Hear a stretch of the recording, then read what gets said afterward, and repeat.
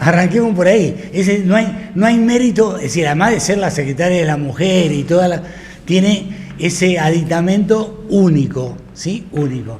Bueno, vos me hablabas precisamente de hoy, ¿sí? Presentá la voz, Grisel. Perdón que me estaba concentrado, estaba leyendo mensajes acá en el WhatsApp. Grisel Polacci, actualmente el área es subsecretaría de la mujer y tiene un nombre más largo, ¿no? No, tal cual lo definís, subsecretaría de la mujer. De la mujer. Sí. Fue una de las peores presentaciones que yo he visto. No, quería que lo dijera eso y me corrigiera, porque en algún momento, ese espacio en algunos momentos se llamó de la mujer, género y diversidad. No.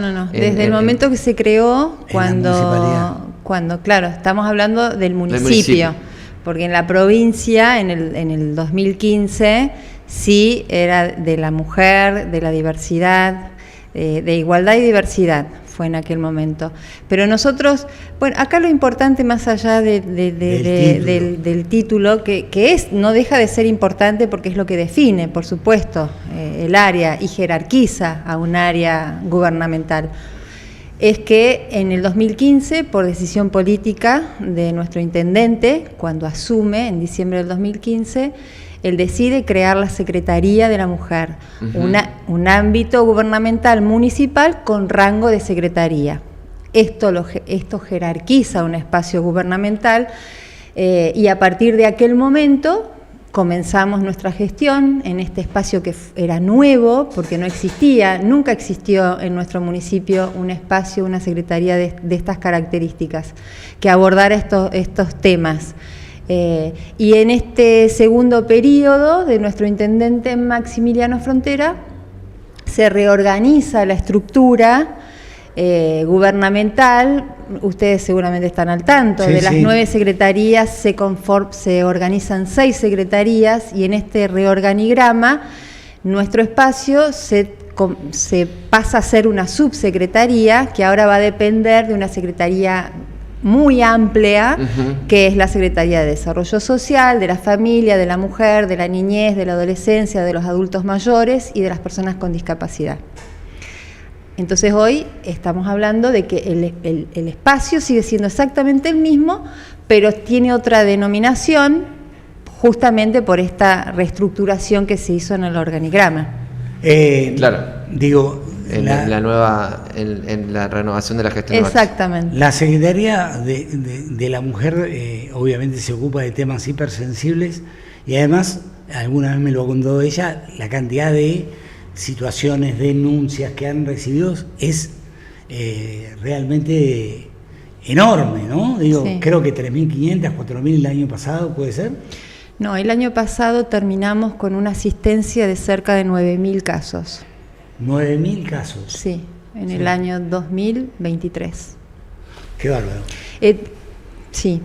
No, después te cuento por qué estamos hablando de esas cifras que tienen una dimensión que por ahí es como alarmante para una comunidad como la nuestra, pero te puedo dar fe de que cuando yo trabajé a nivel provincial en la Secretaría de la Mujer Ni Una Menos, cuando se crea en el 2015, yo manejaba el programa del que dependía el registro único de casos de la provincia. Entonces yo conozco de primera mano la información de los números que se manejaban a nivel provincial, y cuando me toca cumplir la función y armar este equipo, esta área en el municipio, puedo hacer las comparaciones porque tengo los registros y hablar de cerca de 9.000 casos durante un año en Villa Mercedes, que fue el 2023, es una cifra sumamente alarmante. Pero también tiene que ver esto con qué hay un Estado presente claro, que genera las instancias y las políticas públicas motiva para abordar todas estas problemáticas. ¿Y qué significa esto? Que a las personas que están atravesadas por estas situaciones, que son de las más variadas que te puedas imaginar y que después si querés hablamos, el Estado le dice: yo estoy acá para acompañarte, para asesorarte, para guiarte, para estar a tu lado durante todo este proceso, para que puedas salir de esta situación de violencia y para, digamos, articular con las instituciones y con las áreas que se necesiten, llámese Poder Judicial, fuerzas de seguridad, espacios de distintos espacios que tienen que ver con la salud integral, espacios que tienen que ver con la asistencia y el acompañamiento psicoterapéutico. Entonces, cuando la persona ve que hay alguien como el Estado que está brindándole todas las herramientas y diciéndole esto es una política de Estado y estamos acá para ayudarte, la persona se anima, decide dar ese paso. Cuando la persona ve que no está el Estado, que no hay garantías que de su decisión haya una respuesta favorable, por así decirlo, por lo que ella está reclamando, entonces esa persona se retrae, se cierra, se silencia, porque nadie le está garantizando que su decisión tenga las consecuencias que porque deben tener. Hay una tendencia muchas veces equivocada a poner el foco sobre la víctima. Pongo el caso, saquémoslo de la política, ¿no? Pero pongo el caso de Fabiola, la ex mujer del expresidente, porque es un caso que se conoció, que tomó una gran dimensión. Y uno veía en los comentarios, digamos, de las publicaciones y demás, ahora venías a denunciar, es la clásica, es el clásico cuestionamiento a la víctima, ¿no? Ahora te acordaste de denunciar, ahora te acordaste que te golpeaban, ¿no? Y bueno, o sea, hay un proceso obviamente de tomar valentía, de sentirse contenido para poder hacer una denuncia, ¿no? Bueno, en el caso del que vos mencionás es un tema sumamente delicado porque por la envergadura de que esto significa, estamos hablando de la máxima autoridad de un país. Pero sí te puedo decir, por ejemplo, cuando hablas de esto que es tan común decir, ahora lo venís a decir después de tanto tiempo, bueno, esos son los tiempos de la víctima. A veces la víctima está inmersa en en una situación que se le hace muy difícil poder visibilizar lo que le está sucediendo. Pero a veces tiene que ver con los tiempos de cada una de las personas que está atravesada por esta situación. Es muy común hablar, por ejemplo, de los abusos sexuales cuando sabemos de un hecho que a lo mejor viene sucediendo desde hace 10 años o que sucedió hace 10 años y que la persona recién ahora tiene la valentía. Es decir, se denuncia cuando se puede. Cuando se puede. Pero te agrego algo más. Ese es el tiempo de la persona, del ser humano. Pero cuando hay un Estado presente, y esto no es una frase hecha, esto es de verdad así, por lo menos, al menos yo estoy hablando de algo que tiene que ver con las violencias. Cuando hay un Estado que acompaña, que está, por supuesto que esa persona va a sentir que hay muchas más herramientas y hay una disposición y una decisión para abordar ese tema y dar respuestas. Claro. Cuando eso no está, es mucho más difícil para la persona que está atravesada por la violencia, mucho más difícil. Y ni hablemos con casos como, por ejemplo, temas que tienen que ver con los abusos sexuales. Por eso... Digo, ese tema digo, es cada vez más recurrente, ¿no? Se me ocurre, digo, no, el sentido común me lleva a decir esto, ¿sí? El tema de los abusos sexuales, ¿sí? Mira, Alberto, yo te hablo por mi recorrido, mi trayecto desde hace ya varios años, y lo que sí te puedo decir es que gracias a la lucha permanente, a la visibilización permanente de las agrupaciones, de las feministas, de las agrupaciones de mujeres, de la diversidad, las organizaciones civiles, gracias al Estado, cuando ha estado presente frente a estas situaciones, se ha podido llegar a visibilizar cada vez más esta situación. Claro. Porque no hablamos de que hay más hechos hoy que antes, hablamos de que hoy se visibiliza más que antes. Y esto pasa porque ha habido una acción positiva para mostrar este flagelo que atraviesa absolutamente a toda la sociedad. Entonces, por ejemplo, cuando sale un hecho muy llamativo o que todos los medios se agarran de este hecho, vos fíjate que después de ese hecho viene un coletazo de un montón de situaciones que salen a la luz. Claro. Porque así funciona esto. ¿Entendés? Sí, es como decir... Si se animó una persona, quizás... Además, la creación de la Secretaría de la Mujer funcionó como una bisagra. Yo recuerdo perfectamente, nosotros recibíamos en Canal 13 siempre denuncias de este tipo. Entonces un día fuimos con una cámara, no existía la Secretaría de la Mujer, pero las personas víctimas iban directamente a los juzgados de familia. Claro. ¿Sí? Entonces fuimos con una cámara al juzgado de familia. El juzgado de familia era chiquito como esto. Es decir, me acuerdo, voy a nombrar a la jueza, pero podría no nombrarla, es Oste, ¿sí? Entonces, había, no sé, en un lugar chiquitito como 50 mujeres, todas que venían a hacer denuncias, todas, ¿sí? Y yo estuve ahí, me dijeron, bueno, ahora no lo puedo atender, espere. Y yo le digo al camarógrafo, quedémonos acá porque acá está todo el testimonio.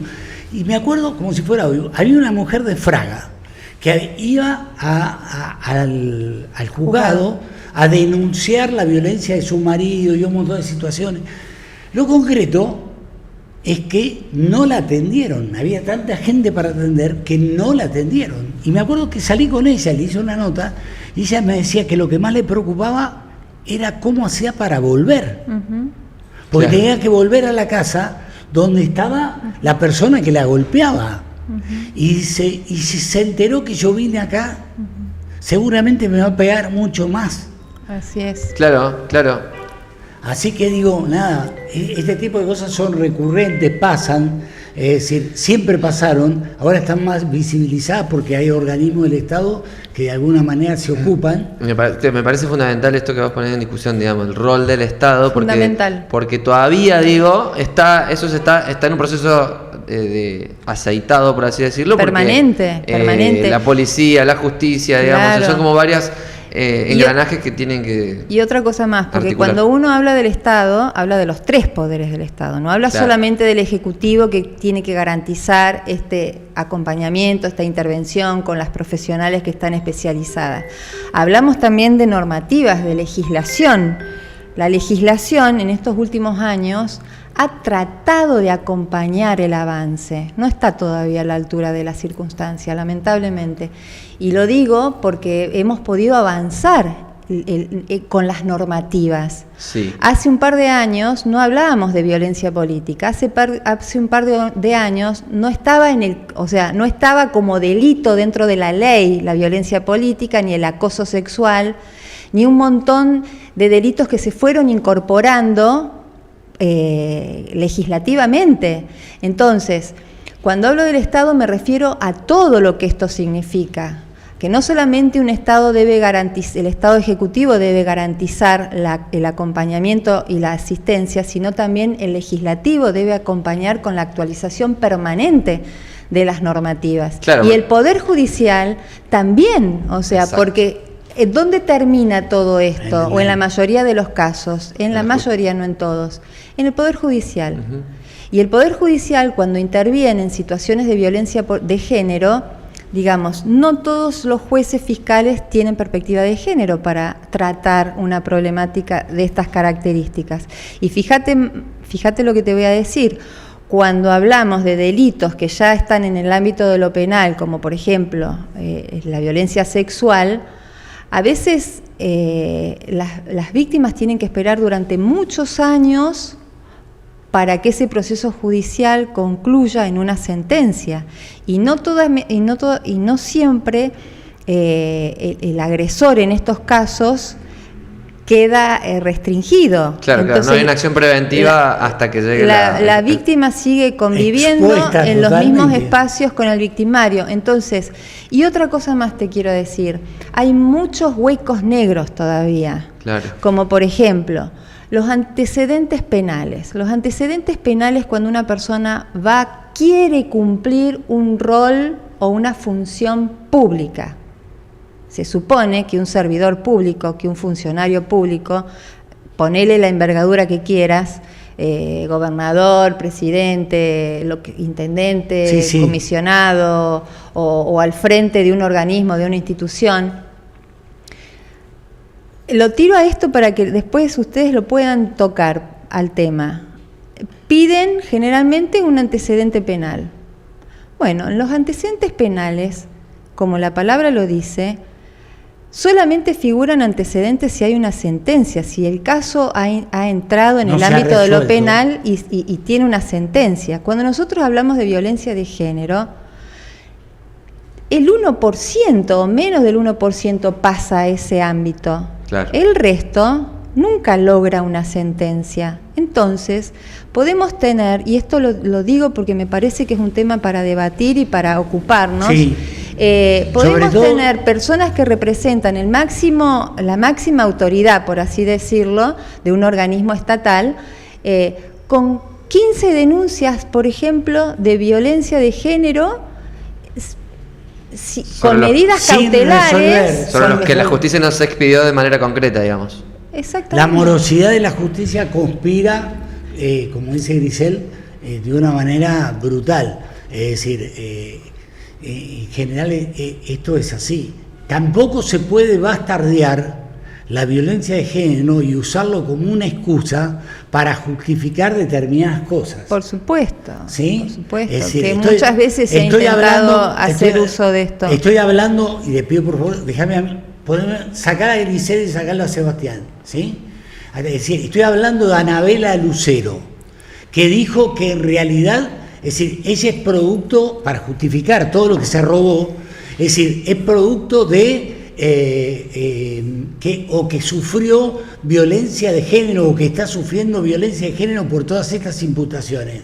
Es decir, no se puede bastardar la violencia de género y sobre todo poner en pie de igualdad a aquellos que inventan la violencia de género para justificar determinadas cosas a aquellos que las padecen realmente. Así que guarda con el tema. Ya está, sigamos. Era un paréntesis que me tomé para no involucrarla ni a Grisel ni a Sebastián. A Sebastián sí, lo involucro, pero sobre todo a ella que cumple un rol que es decisivo. Es decir, indudablemente ha sido un acierto de parte de Maxi haber municipalizado una secretaría que ya tenía éxito a nivel provincial, que fue un acierto de Alberto haberla creado, y porque realmente los resultados son más que elocuentes, ¿sí? A mí me parece que es fundamental en ese sentido el rol que cumplimos, digo, quienes estamos atrás de un micrófono. Obviamente nos van a cuestionar con justa razón, digamos, que en este programa somos todos varones. Quizás estaría bueno que haya una mujer hablando, digamos, sobre estos temas. Por supuesto. Pero bueno, digo, desde el lugar de varón... pero no está porque no la hemos encontrado todavía, la estamos buscando. ¿Sí? Uno va armando los equipos como se puede, digo, pero no deja por eso de ser importante hablar sobre estos temas, porque vos recién mencionabas algo que me parece que es importante, que es que en algunas cuestiones la ley está trazada, y en algunas otras cuestiones la ley a veces va por delante digo, de los cambios culturales, ¿no? Como fue, por ejemplo, la ley de igualdad de género, la cuestión de la autopercepción del género y demás, que hay una ley que la ley de paridad de género. Claro, pero digo, por ejemplo, en la autopercepción, digo, ¿no? Hay una ley que dice que si vos te percibís mujer, debes ser tratado como mujer. Y hay un montón de pibes en los colegios, por ejemplo, que tienen una lucha constante con los docentes, que dicen, no, mira, acá me dice que vos te llamás Carlos. A mí no me importa si vos te sentís mujer o no. Y hay una ley que le está diciendo a ese docente, si el pibe te dice que a partir de ahora se autopercibe mujer, es mujer. Y hay todo un tirón y una discusión, porque está bueno. Culturalmente me parece que la ley en ese caso está por delante de los cambios, ¿no? Y en otros casos, como vos decís, hace falta actualizar la ley. Digamos, tener una ley no te garantiza que se cumpla. Lamentablemente lo tenemos que decir así. y esto lo digo especialmente por la ESI. Claro, bueno. Claro. La ESI, cuando fue creada, y los resultados que ha tenido la aplicación de la ESI en las escuelas ha sido muy favorable y se han podido detectar situaciones gravísimas, y gracias a la ESI han podido salir muchos casos, especialmente de abusos de adolescentes. Y vos fíjate que la ESI todavía no es una ley que se cumpla a rajatabla como se debería cumplir toda ley. Entonces, no es que te garantice el cumplimiento una ley, sí está y te respalda. Y eso significa que vos podés implementar, por ejemplo, desde el Estado, políticas públicas respaldadas por una ley nacional, como por ejemplo la implementación de la ESI en las escuelas. Nosotros hace más de 2 años que venimos realizando un ciclo que se llama el ciclo Voces para la Igualdad, que es un ciclo de prevención de las violencias. Y la prevención nosotros decidimos realizarla justamente en la adolescencia y en la juventud, que creo que cada vez es más temprana la edad en la que se necesita poder abordar estos temas.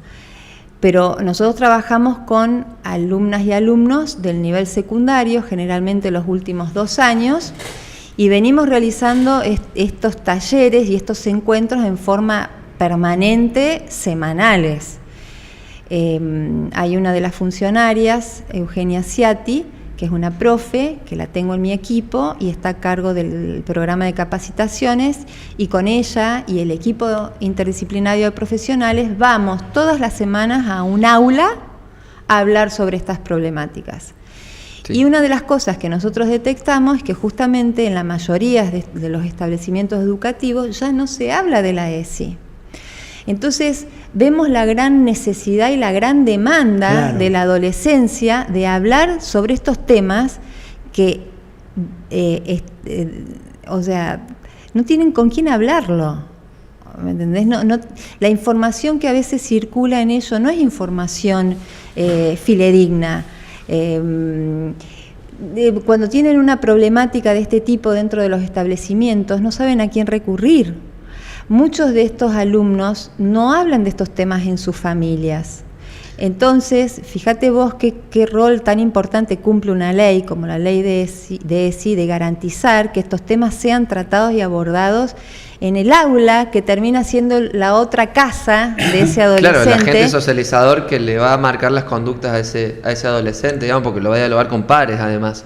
Y en un momento me parece donde lo tecnológico también tiene un impacto muy grande, porque los pibes no hablan con los padres, pero después se educan viendo pornografía, digo, está todo. Y ni te explico que terminan siendo víctimas de grooming y de ciberacoso y de un montón de cuestiones que tienen que ver con lo tecnológico, que es lo de hoy, que es el mundo en el que viven ellos hoy. Y el adulto no sabe cómo manejarse frente a este tipo de delitos, por ejemplo.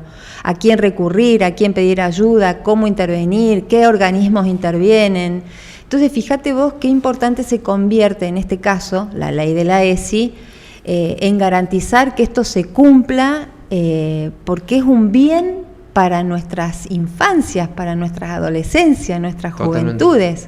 Y ni te explico los casos que surgen a partir de estos encuentros que realizamos con distintos grupos en distintas escuelas, que fue tanta la demanda y fueron tantos los casos importantes que salieron, que el equipo determinó y decidimos crear otra instancia, una segunda instancia, que son las consejerías.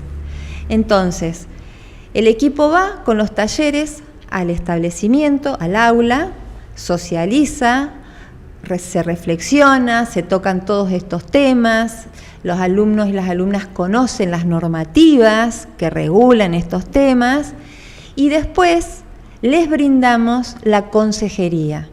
La consejería es un espacio ya más privado, de escucha activa, con la problemática de cada uno de los alumnos que necesiten o quieran plantear el tema que están viviendo. Claro.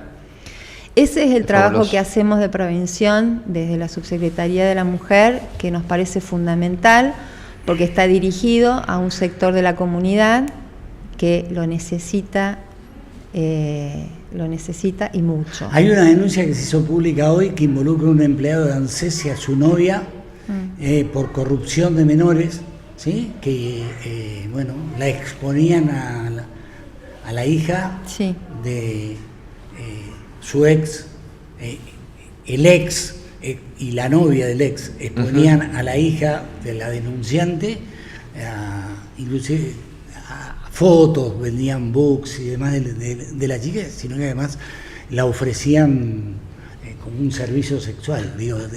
Estamos llenos de ese tipo de cosas, por lo tanto me parece que todo lo que se pueda hacer para ayudar a tomar conciencia de todo lo que está bien y todo lo que está mal, ayuda y un montón. Bueno, te agradecemos mucho. Gracias. Perdón. No, por favor. Algo que no dijimos, Algo que no dijimos. ¿Por qué estoy acá exacto, hoy es 25 de noviembre y no nombramos la efemérides. Sí, hoy es 25 de noviembre, es el Día Internacional de la Lucha contra la Violencia hacia la Mujer. Es una fecha emblemática que nos permite visibilizar y trabajar específicamente y comprometidamente. Lo hacemos todos los días, pero hoy salimos a la calle a hablar con la comunidad sobre este tema. Realizamos una campaña de sensibilización hoy en el microcentro de la ciudad. Nos reunimos muchas trabajadoras municipales, nos acompañó también todo un grupo muy grande de legisladoras del Consejo Deliberante, nos acompañó la viceintendenta, concejalas, trabajadoras administrativas del Consejo del Consejo Deliberante. Y bueno, y pudimos recorrer todo el microcentro, entregamos folletería, pegamos adhesivos, repartimos información.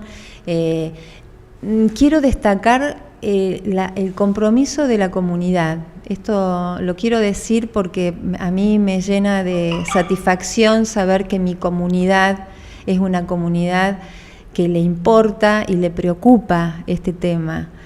Que no solamente tenemos un intendente y un equipo municipal que trabaja en pos de la prevención y de la erradicación, sino que hay una comunidad que está comprometida. Sí.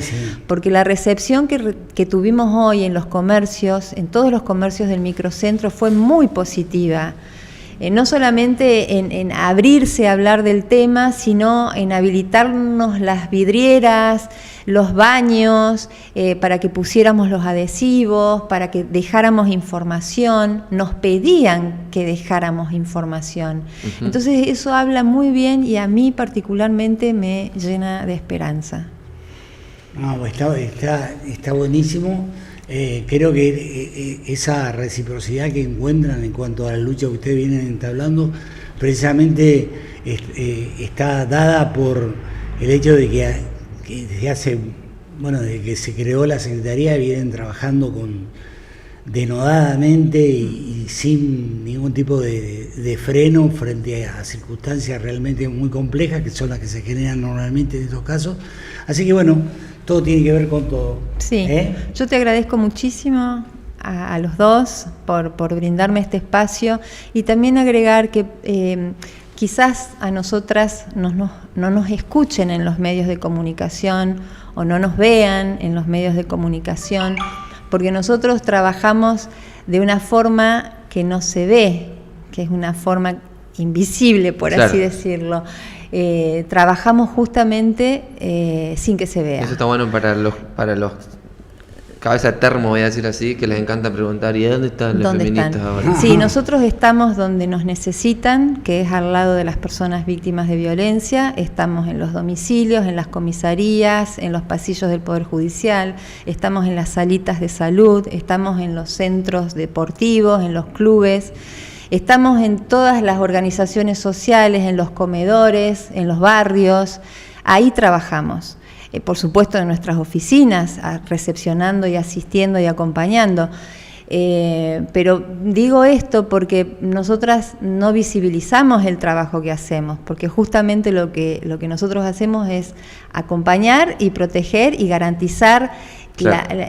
la seguridad, en primer lugar, de la persona que está atravesada por una situación de violencia. Muy bien. Muchas Yo creo gracias. que Muchas gracias a los dos. Para cerrar, Albert, y vos vas a estar de acuerdo seguramente con Saludá esto. a la Mica que te está viendo, ¿sí? ¿Mi hija Mica? Sí. Los Hola, tengo hija. a Gran los- mujer. Anto y Mica. Los dos autores Dos grandes mujeres. de Mica, que el otro día la felicitamos por el premio que recibió. Así que nada, felicitaciones por eso. Y para cerrar, digo, me parece que sería bueno que haya un espacio, digo, para balancear esto que decía recién, de que este es un espacio todo manejado por hombres. Sería bueno tener un espacio semanal, una columna, como le quieran llamar, en donde vengan ustedes que están haciendo este gran trabajo y nos cuenten un poquito lo que están haciendo y nos planteen algunos debates. Sí, por supuesto. Me parece que Lo hacemos habitualmente, invitamos a que vengan, es decir, aquellos que tienen cosas para decir, que tengan la libertad de venir y decir, miren porque tengo esto para decir. Es decir, que Seba te haya hecho esta invitación significa que perdí el dominio del programa.